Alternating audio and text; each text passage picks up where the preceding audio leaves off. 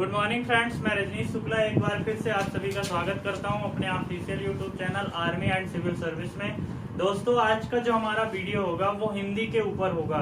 हिंदी की भी अपनी एक सीरीज चल रही है। आप जानते हैं, जिन लोगों ने चैनल सब्सक्राइब किया है या कि रेगुलर जो हमारे चैनल के साथ बने हुए हैं, उनको सारी चीजें एक रेगुलर बेस पे मिल रही हैं। उसी के क्रम में आज का जो हमारा वीडियो होगा वो हिंदी के ऊपर और हिंदी का एक इम्पोर्टेंट टॉपिक प्रत्यय अपन ले रहे हैं। तो देखते हैं, समझते हैं प्रत्यय के बारे में और प्रत्यय क्या होता है, कैसे काम करता है। तो इसको देखते हैं। प्रत्यय होता क्या है, कहाँ लगता है। सबसे पहले तो आपको ये मोटा मोटी चीज याद रखना है कि शब्द के अंत में लगता है ये, ठीक है। प्रत्यय कहाँ लगता है, शब्द के अंत में लगता है। इसके बाद हम उपसर्ग का वीडियो लाएंगे तो उसमें अपन देखेंगे कि उपसर्ग जो है वो प्रारंभ में लगता है, ठीक है।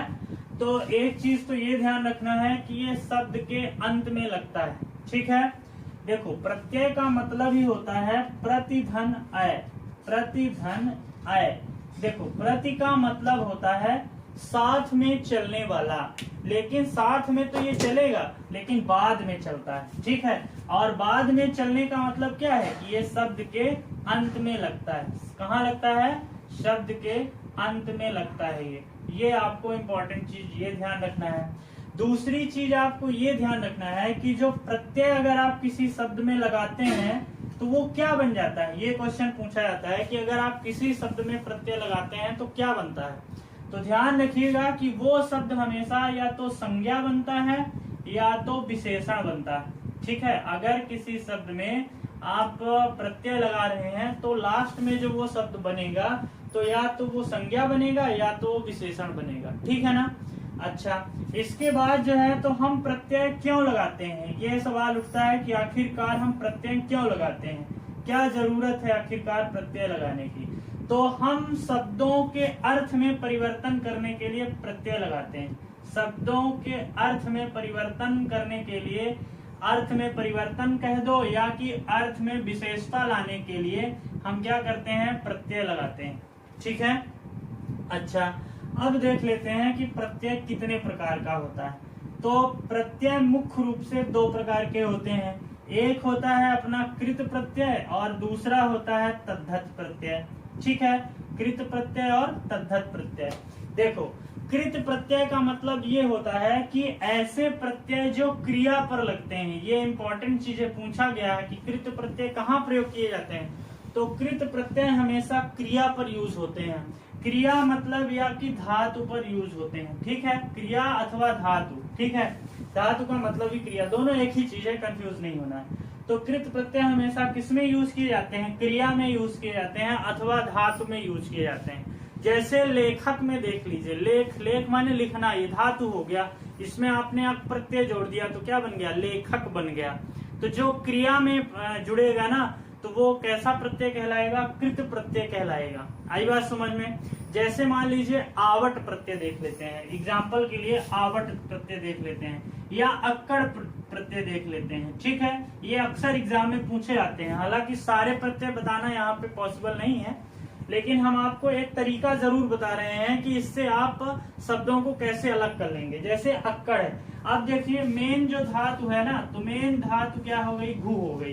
तो घू में अक्कड़ लगाएंगे तो क्या हो जाएगा, घुमक्कड़ हो जाएगा, ठीक है। क्या हो जाएगा, घुमक्कड़ हो जाएगा। इसी तरह से अपन क्या ले लेते हैं, पी देख लेते हैं, ठीक है। तो पी में अक्कड़ शब्द लगाएंगे तो क्या हो जाएगा, पियक्कड़ हो जाएगा। क्या हो जाएगा, पियक्कड़ हो जाएगा। इस तरह से आपको ध्यान ये रखना है कि ऐसे प्रत्यय जो क्रिया पर लगते हैं या क्रिया के अंत में लगते हैं उन्हें हम क्या बोलते हैं, कृत प्रत्यय बोलते हैं। और जो क्रिया के अलावा प्रयोग किए जाते हैं, जैसे संज्ञा में, विशेषण में, अव्यय में, इनमें अगर जो प्रयोग किए जाते हैं तो उन्हें क्या कहा जाता है, तद्धत प्रत्यय कहा जाता है। जैसे सेठ देख लीजिए, सेठ में आनी प्रत्यय जोड़ दें तो क्या हो जाएगा, सेठानी हो जाएगा, है ना। तो ये क्या हो जाएगी, ये कैसा प्रत्यय होगा, तद्धत प्रत्यय होगा। इसके अलावा कुछ जो प्रत्यय होते हैं वो दोनों होते हैं दोस्तों, ये भी आपको याद रखना होगा।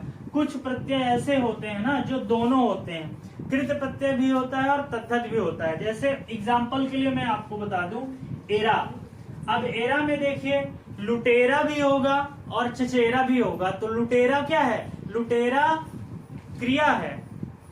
लुटेरा क्या है? लुटेरा से जो लूट से बन रहा है ना लुटेरा, तो लुटेरा जो है वो कैसा है? क्रिया है, मतलब कृत प्रत्यय है। लेकिन अगर आप चचेरा बोलेंगे ना तो वो तद्धत प्रत्यय है। तो कुछ ऐसे भी होते हैं जो कृत और तद्धत दोनों की तरह काम किए जाते हैं या कि यूज किए जाते हैं, उनको ध्यान रखिए। इसी के कारण से जो कुछ भाषाविद है ना वो इसमें इस प्रकार को, प्रत्यय के इस प्रकार को सही नहीं मानते हैं, है ना। वो कहते हैं कि 4 प्रकार के होते हैं, तत्सम प्रत्यय, तद्भव प्रत्यय, देशज प्रत्यय, विदेशज प्रत्यय। ठीक है, तो एक ये विवाद की स्थिति भी है, लेकिन आपको एग्जाम के दृष्टिकोण से ये 2 चीजें याद रखना है। जो क्रिया पर यूज होता है वो कृत प्रत्यय कहलाता है, जो क्रिया के अलावा अन्य में होता है वो तद्धत प्रत्यय कहलाता है। अच्छा, एक चीज इसमें अक्सर क्वेश्चन पूछ दिया जाता है कि हिंदी में कृत प्रत्यय की संख्या कितनी होती है? तो याद रखिएगा 42 होती है। ठीक है, कितनी होती है? 42 होती है। इसका मेन इंपॉर्टेंट चीज मैंने बता दिया है। आप हमारे व्हाट्सएप नंबर पे कांटेक्ट करें तो आपको प्रैक्टिस सीरीज और नोट्स भी प्रत्यय के बारे में मिल जाएगी। नमस्कार दोस्तों, मिलते हैं अपने अगले वीडियो में।